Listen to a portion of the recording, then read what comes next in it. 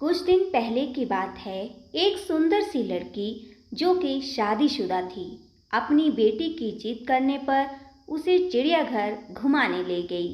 कदकाठी से काफी आकर्षक दिखने वाली वो युवती भले ही सांवली थी, पर उसके चेहरे का नूर हर किसी को अपनी ओर एक नज़र देखने को मजबूर कर ही देता था। काले घने लंबे बाल जो कि उसकी कमर तक जाते थे, उसके सौंदर्य में निखार लाने का काम कर रहे थे। उसके साथ में उसकी छोटी बेटी थी जो कि उसकी उंगली पकड़ के बारी बारी से अलग अलग जानवरों को उनके बाड़े के आगे जाकर देख रही थी और कभी हंसती, कभी मुस्कुराती, कभी अपनी माँ की ओर देखती खेल रही थी। वही चिड़ियाघर में एक आवारा और मनचले लड़कों का झुंड भी था जो उस लड़की को देखते ही उसके सौंदर्य पर लार टपकाने लगे थे। उनमें आपस में ही होड़ लग गई।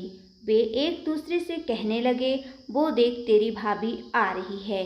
तभी दूसरा लड़का पहले लड़के से कहता है, चल पगले, भाभी तो तेरी है, मेरी तो जाने मन है। ऐसे भद्दे और अश्लील कमेंट्स करते हुए वे लड़के उस लड़की के आगे पीछे घूमने लगते हैं। लेकिन वो लड़की उन बेशर्म लड़कों को इग्नोर करते हुए अपनी बेटी के साथ मस्ती करते हुए आगे बढ़ती जा रही थी।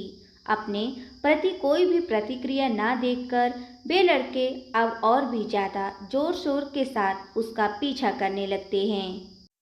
एक लड़का जो सबसे ज़्यादा जोश में था, आगे जाकर शेर के बाड़े वाले पिंजरे की छत पर कूदकर बैठ जाता है और गाना गाने लगता है, तेरा ध्यान किधर है, तेरा हीरो इधर है।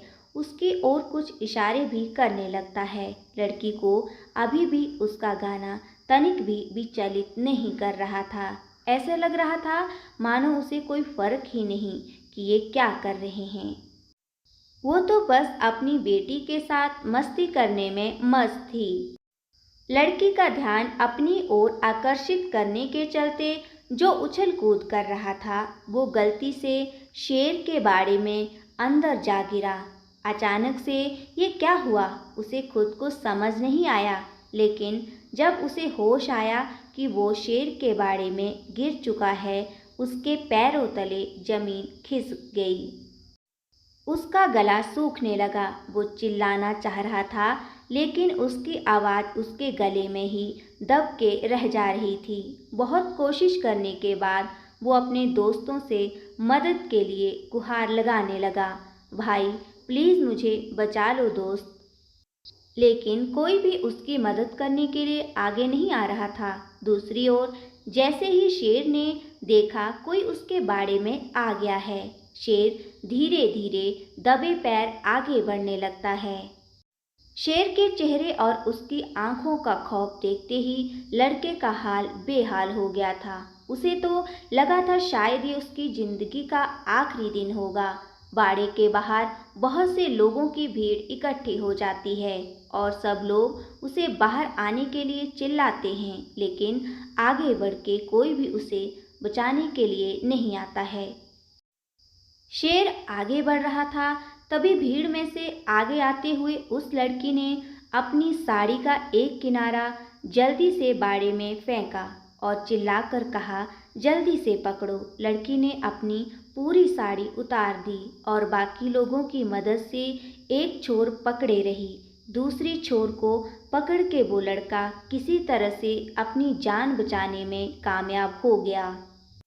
जैसे ही वो बाड़े की दीवार कूद के बाहर आया, वहां पर मौजूद सिक्योरिटी गार्ड ने गरजते हुए कहा, तुम्हें होश भी था कि तुम क्या कर रहे थे इस खूंखार शेर के बाड़े के पास? अगर ये बहन तुम्हारी मदद करने के लिए आगे ना आई होती तो तुम अब तक इस शिकारी शेर के पेट में चले गए होते। सिक्योरिटी गार्ड की बात सुनकर उसने एक नज़र अर्धनग्न ब्लाउज और पेटीकोट में खड़ी लड़की की ओर की। वो मन में ही सोचने लगा, ये सिक्योरिटी गार्ड सही ही तो कह रहा है, ये मेरी बड़ी बहन जैसी ही तो है, बल्कि उससे भी ज़्यादा। एक बहन ही तो है जिसने अपने भाई की जान बचाने के लिए अपनी इज्जत की परवाह किए बिना अपनी देह से साड़ी उतारकर मेरी रक्षा की। लड़के ने हाथ जोड़े और उस लड़की के पैरों में गिरते हुए माफ़ी मांगने लगा। बहन, मुझे माफ़ कर दो। मैं कुछ देर के लिए भावनाओं में बह गया था और अपनी मर्यादा को भूल गया था। मुझे माफ़ कर दो। आपने अपनी इज्जत की परवाह किए बगैर मेरी जान बचाने के लिए अपनी साड़ी तक उतार दी। आगे से मैं किसी भी महिला को अपनी माँ और बहन की नज़र से ही देखूंगा। उस लड़की ने अपने पैरों में पड़े लड़के को पकड़ के उठाया और मुस्कुराते हुए कहा, भाई, किसी भी स्त्री की इज्जत उसके बदन पर लिपटे चंद वस्त्रों में नहीं होती और ना ही उसके किसी विशेष अंगों में होती है। ये हम इंसानों की मानसिक विकृति है जो उसे जबरन इज्जत के साथ जोड़ के देखते हैं, जबकि सच्चाई तो ये है कि स्त्री इज्जत तो उसके आचरण, उसके चरित्र से जुड़ी होती है। उस सुंदर सी दिखने वाली लड़की के आकर्षक मुख से इतनी मर्यादित और भावपूर्ण शब्द सुनकर वहां मौजूद भीड़ तालियां बजा उठी। मॉरल ऑफ द स्टोरी, हमें स्त्रियों, महिलाओं का सम्मान करना चाहिए, ना कि उन्हें किसी ऑब्जेक्ट की तरह ट्रीट करना चाहिए।